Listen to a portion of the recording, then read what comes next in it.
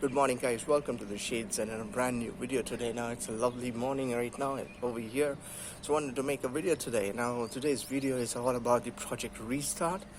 As we all know that the English football is going to kick off sometime next month, and if everything goes well, that is, which is good news. However, there's a lot of things at stake we will be talking about in the next coming few minutes. Now the first thing to talk about is that English football had a sudden halt in mid-March for the COVID pandemic, and not just English football all over the world, especially in Western Europe, was halted with so many number of cases in countries like Germany, Italy, France, Spain, and England. And however, there's so much at stake in the world of football, especially European football. A lot of money, a lot of sponsors are at stake. Now that the numbers of COVID pandemic has gone a little bit down and the epicenter has moved to North America, there has been a lot of talk of starting the Premier League in the coming months. Now, obviously, we heard that the German Chancellor has already talked about opening the Bundesliga. So Bundesliga is going to start next Saturday, 16th May, which is great for us, but it will also be behind closed doors. So when Germany does it, and there are talks of Italy and Spain also going ahead, and maybe, because I heard a lot of them are doing their initial testing, COVID testing, that is, on the players, and then the training will start eventually in those countries, in Italy and Spain. So if these countries do that, these are footballing powerhouses, if they go ahead and do something like this, eventually England will have to follow suit. However, talking about all this, I talk about a little bit about the British Prime Minister, Boris Johnson. Now, he was one of the people who was infected by the virus, so he has first-hand idea or intel of how this works and how it could be not an easy thing for the people involved in the game, like the people in the backroom staff, the footballers, the people who are in the broadcasting with the television team. There will be a television team. There will be a lot of staff people working behind the scenes. So a lot of them will be involved, though it will be played behind the closed doors. There'll still be a lot of people still involved, even in the people who are driving the bus. There will be people who will be stewards and everything, who will take care of the players. They are also involved. Their families are involved when they go back to their families. So will this be a viable option to restart? So as far as the news came in, Boris Johnson is going to have some kind of a meeting or a briefing 10th May. Now, once he came back after getting treated from the COVID-19 just a couple of weeks ago, he did come up with a briefing saying that there could be a second wave or a third wave of this pandemic. So that is something very important to find out and know about. So anyways, there will be a briefing on 10th May, and after that the Premier League or the English FA is going to decide around if they are going to restart the Project Restart the season.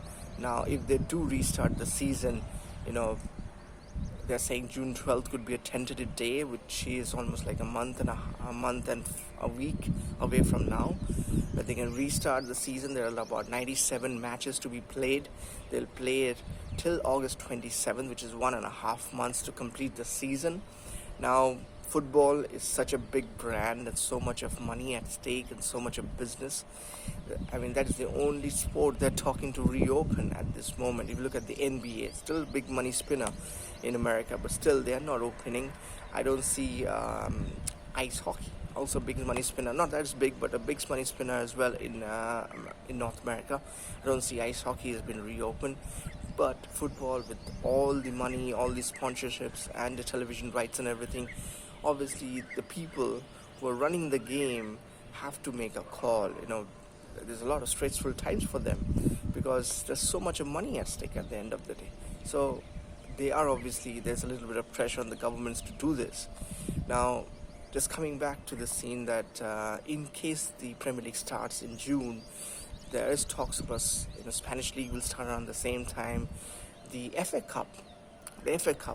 FA Cup will be played around simultaneously, but sometime around the first week of August till the 10th of August, the FA Cup final match will take place. Now, if this season does restart, the Project Restart, and ends by July 27th. The next season is going to start tentatively around August 22nd, which is roughly 26 days, which you can understand just a very small period of time between this season and the next season. Then also, other than this, just talk about Champions League, though, which is out of scope for the British government and the English FA. But the Champions League might start sometime in August, ends in the end of August roundabout, and next season's Champions League might start in sometime in September. It's like there's hardly any time between the two seasons, and so that all plays one more thing as to where do you see the transfer window restarts? When do the players move from one club to the other club? Say a football player from a big club who are playing in the Champions League final, which will be sometime around the end of August. When does he move? If he is moving from that club to a different club, when does he move? So the transfer business is also something to be looked into as to how and when these players will move. But coming back to the English FA and coming back to the Premier League, with all the money at stake, it could be something that the government might have no other choice to restart. The players, being a contact sport, football being a contact sport, the players are obviously worried about the whole situation. Now, how they deal with this, because after playing, it's a body contact sport. There's a lot of spitting, a lot of things that go in football. We all know about that, and so the players are seriously concerned, because this is a competitive sport. When you really get tensed, you can say and do a lot of things out there. So there's something certainly these players will be thinking about and concerned about. I talked about cricket for a moment, that the first week of July is the West Indies cricket team is going to travel to England for a cricket test match. That's going to happen in July, but the football, which is a contact sport, might start in June. That is how the things are, because of the money and everything at stake. But what is more really at stake is people's lives. That is the most important thing. So it will be interesting to see how the English FA takes care of these things, because maybe the players will be quarantined, maybe the players for this 1.5 months will not be allowed to visit their homes, because there are a lot of kids and maybe older people in their family, especially the kids. So after a match, if they go back home, there could be a chance. But I don't think with closed door matches it should be that much of a problem. But yes, there's still lives are at stake, and whoever is up there, whether it's the British government or the English FA, will have to think really hard before taking any decisions.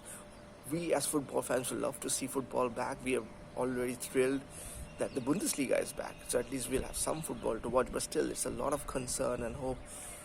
Lives are more important at this moment than money, so lives are at stake. Hopefully everything's taken properly. I leave it at that at this moment. You guys can always add up in the comment section. Let me know what else do you want to talk about in this case, and keep it coming. Do you think football should start? Let me know in the comment section as always. So I let it go at this time. So until next time, guys, keep watching. Thanks.